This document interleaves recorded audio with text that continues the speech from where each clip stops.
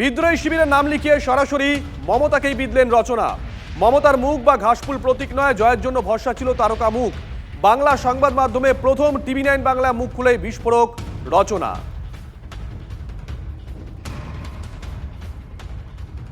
সবাই বলছে যে তৃণমূল লোগো ছিল বলে আমরা সবাই জিতেছি। একদম এটাই বলছি। মমতা বন্দ্যোপাধ্যায়ের মুখ ছিল বলে আমরা সবাই জিতেছি। মমতা বন্দ্যোপাধ্যায় ডেফিনেটলি মুখ, তৃণমূলের ডেফিনেটলি জোড়া ফুলের চিহ্ন। রচনা বন্দ্যোপাধ্যায় না থাকলে হুগলি জেলা আসতো। রচনা বন্দ্যোপাধ্যায়কে আপনি ইউজ করেননি, তাহলে গড়িয়াহাট থেকে বা ফুটপাথ থেকে একটা মেয়েকে তুলে নিয়ে গিয়ে কেন হুগলিতে দাঁড় করালেন না? রচনা বন্দ্যোপাধ্যায়কে কেন গিয়ে দাঁড় করালেন? রচনা বন্দ্যোপাধ্যায়কে আপনার দরকার ছিল, সেলিব্রিটি স্ট্যাটাসটা আপনার প্রয়োজন ছিল, তাই জন্য আপনি নিয়ে গেছেন। এবং রচনা বন্দ্যোপাধ্যায় বলে সেই সিটটা উনি পেয়েছেন। শুধু তৃণমূলের লোগো নিয়ে একটা রামশ্যাম চৌধুরীকে দাঁড় করিয়ে দিলে আপনি সিটটা পেতেন না। তাই দলটা ছাড়ার কোনো, এমপি পদটা ছাড়ার কোনো প্রশ্নই ওঠে না। হ্যাঁ, মানে সবাই তো বলছে যে আপনি ছেড়ে দিলেই তো পারেন। ছেড়ে দিলেই পারি, কেন ছাড়বো? কিসের জন্য ছাড়বো? মানুষ তো আমাকে ভোট দিয়েছেন, রচনা বন্দ্যোপাধ্যায় বলে আমি ভোটটা পেয়েছি। বাকিরা অনেক সিনিয়র্স আছেন, তারা বলতে পারবেন তারা কেন রয়েছেন দল ছেড়ে, কেন তারা আমাদের নতুন সরকারকে আমরা সাপোর্ট করছি, কেন আমরা মোদিজিকে সাপোর্ট করছি, কেন আমরা অমিত শাহজিকে সাপোর্ট করছি, কেন আমাদের মাননীয় মুখ্যমন্ত্রী শুভেন্দু অধিকারীকে আমরা সাপোর্ট করছি। 2 বছর আগে যখন আমি দলে এসছি, তখন এই যে দলের মধ্যে এত কিছু, গোষ্ঠীদ্বন্দ্ব বলতে কি বলবো আমি তোমাকে, আমরা বাকরুদ্ধ। আমি বাকিদেরটা জানি না সুচরিতা, বাট আমি জানতাম না এর মধ্যে এত নোংরামি লুকিয়েছিল দলটার মধ্যে। আমি তাহলে কিছুতেই আসতাম না রাজনীতিতে। আমি খুব ভালো ছিলাম গো। আমি আমার কাজ নিয়ে, আমি আমার শুটিং নিয়ে, আমার নিজস্ব পার্সোনাল লাইফ নিয়ে, সব কিছু নিয়ে আমি অত্যন্ত ভালো ছিলাম। এবং এটা আমি মিথ্যা কথা বলছি না, সেটা দর্শক খুব ভালো করে জানে। যদি জানতাম যে দলের মধ্যে এত দুর্নীতি, কয়লা চোর, মাটি চোর, ত্রাণ চোর, বালি চোর, মিড ডে মিলের চোর, কি না কি বেরোচ্ছে কলেজের ভেতর থেকে। মহামৈত্র বারবার বলছে যে যদি এই দল খারাপ ফল না করতো তাহলে নাকি 20 জন সাংসদ যারা রয়েছেন তারা কেউই জেতেন না। এবং এই যে নানান রকম দুর্নীতি, এই দুর্নীতিগুলো জেনেও নাকি তারা চুপচাপ। ওকে, তুমি যদি এই প্রশ্ন করছো, তাহলে দল যদি জিততো তাহলে এই দুর্নীতিগুলো হয়তো সামনেই আসতো না, সব ধামাচাপা পড়ে যেত, যেরকমভাবে এতগুলো বছর ধামাচাপা দিয়ে রাখা হয়েছিল 15 বছর ধরে। নন ফ্যাক্ট। এগুলো কি আমি বলবো? তুমি প্রশ্ন করলে পাবলিক এই কথাগুলো উত্তর দেবে। তোমার কি মনে হয় যে পাবলিক এত বোকা? হ্যাঁ, পাবলিক এত বোকা? শুধু ছাপ্পা ভোট পড়েছে না, মানুষ ভোট দেয়নি। আমি বলছি না কারচুপি হয়তো ছিল না ইভিএম মেশিনে, আমি বলছি না এদিক ওদিক কিছু হয়নি, যে হয়তো হয়েছে, সবটা হয়েছে। এটা তো হতে পারে না। মানুষ মুখ ফিরিয়ে নিয়েছেন চুচুড়ার মতন জায়গায়। এই যে তুমি বলছো কল্যাণ ব্যানার্জির কথা, তার নিজের কনস্টিটুয়েন্সি ছেড়ে বারবার আমার কনস্টিটুয়েন্সি এসে মাতব্বরি করেন কেন? কিসের জন্য আপনি করেন? আপনার নিজের কনস্টিটুয়েন্সিতে আপনি নিজের ছেলেকেও জেতাতে পারলেন না, এত বড় বড় কথা বলছেন। হুগলির ভূগোল নাকি আমি জানি না? হুগলির ভূগোল তো আপনি খুব ভালো করে জানেন দাদা। তাহলে আপনি আপনার ছেলেকে কেন জেতাতে পারলেন না উত্তরপাড়া থেকে? এত যখন আপনার ভূগোল মুখস্থ হুগলির, এত আপনি আটঘাট জানেন তৃণমূল কংগ্রেসের, আমি তো কিচ্ছু জানি না। আমি যাইও না, আমি একদম যাই না, মানুষ আমাকে দেখতেই পায় না হুগলিতে। 7টা কনস্টিটুয়েন্সিতে যদি যাও এবং ওখানকার যারা প্রকৃত অর্থে মানুষ আছেন তাদের কাছে কিছু জিজ্ঞেস করো, একটা লোকও বলবে না রচনা বন্দ্যোপাধ্যায় আসে না। আমি আমার সংসার, আমার ছেলে, আমার দিদি নাম্বার 1 সব করার পরেও যতটুকু সম্ভব আমি সব সময় আমি আমার কনস্টিটুয়েন্সিতে গেছি। আপনি দল পরিবর্তন করার পরে বা আগে মানে মমতা বন্দ্যোপাধ্যায়ের সঙ্গে কি আপনার কথা হয়েছে ফোনে বা কোনোভাবে? না গো, কথা খুব একটা হয়নি আমার দিদির সাথে। কারণ আমি তোমাকে সত্যি কথা বলছি, এর আগে যখন আমার অনেক সমস্যা হচ্ছিল চুচুড়ার বুকে বিধায়ককে নিয়ে এবং কল্যাণ ব্যানার্জির ইন্টারফিয়ারেন্স নিয়ে, আমি বারবার বলেছিলাম কল্যাণ ব্যানার্জি যদি চুচুড়াতে ঢোকে আর এই বিধায়ক, এক্স বিধায়ক উনি যদি থাকেন, চুচুড়া কিন্তু আপনার হাত থেকে বেরিয়ে যাবে। আপনি বহুবার, একবার নয় বহুবার আমাকে দিদি বললেন চিঠি লিখে পাঠাও।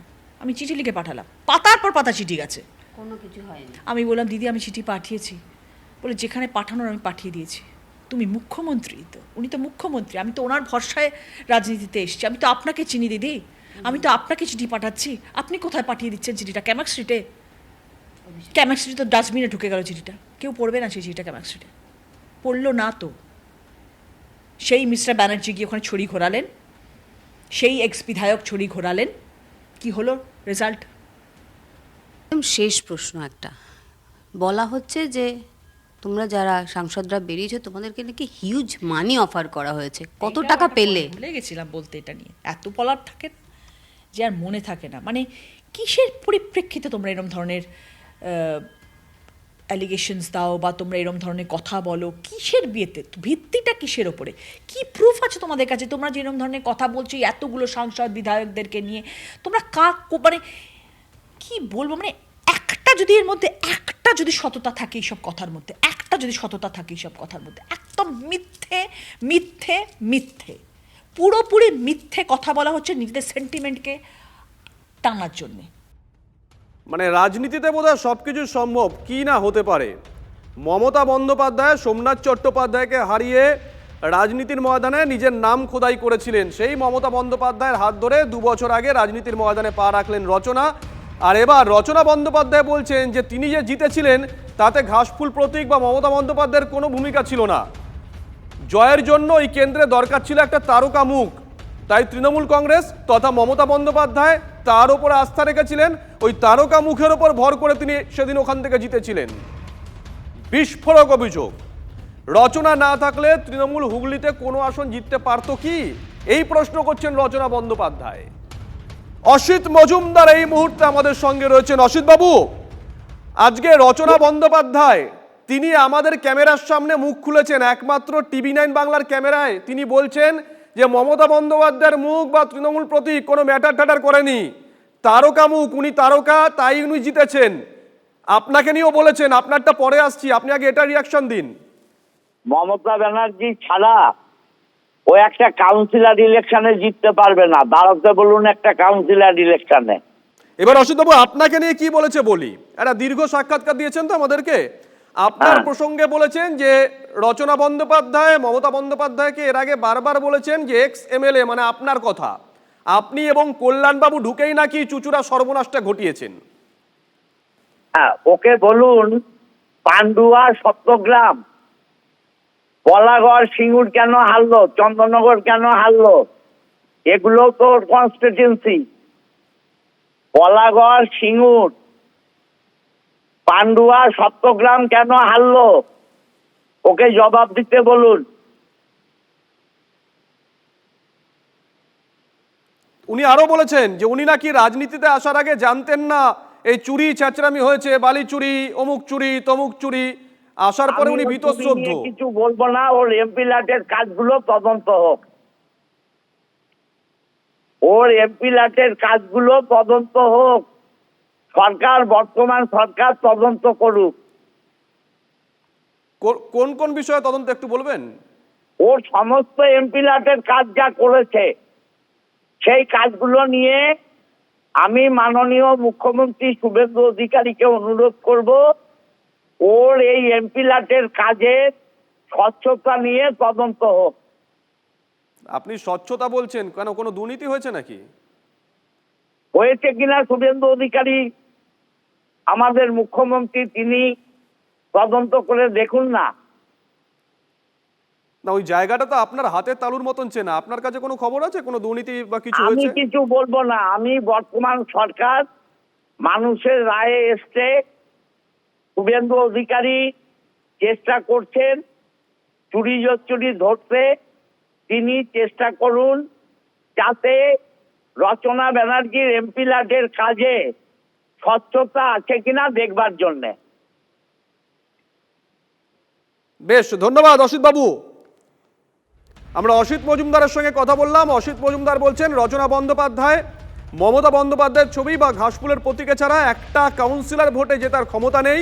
পাশাপাশি আরও একটা দাবি করলেন, তিনি বললেন রচনা বন্দ্যোপাধ্যায় যে এমপি ল্যাড রয়েছে সেই টাকাটা দিয়ে যে কাজ হয়েছে তার যেন নিরপেক্ষ তদন্ত করা হয়, কতটা স্বচ্ছতা আছে তা নিয়ে প্রশ্ন তুললেন অসিত মজুমদার।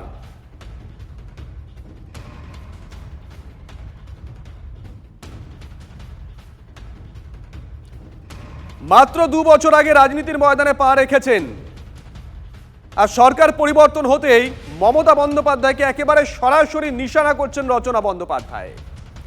কুণাল ঘোষ এই প্রসঙ্গে কি বলছেন শোনাই একবার। দিদি নাম্বার 1 থেকে বাদ দিয়ে দিয়েছে, মানসিক হতাশা অবসাদ থেকে বলছেন। যখন উনি চিমনির ধোঁয়া দেখছিলেন হাইওয়ে দিয়ে যাওয়ার সময়, তখন তৃণমূল ভালো ছিল।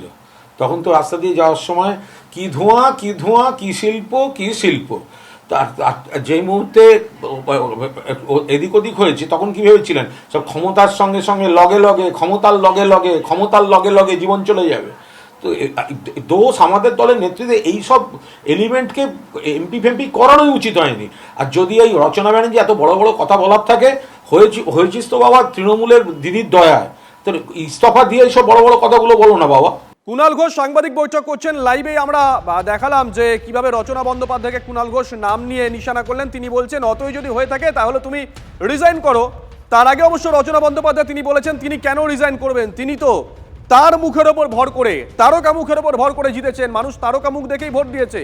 তৃণমূল কংগ্রেসের লোগো বা তৃণমূল কংগ্রেসের মমতা বন্দ্যোপাধ্যায়ের মুখ, এগুলো নির্বাচনে কোনো রকম কোনো প্রভাব ফেলেনি।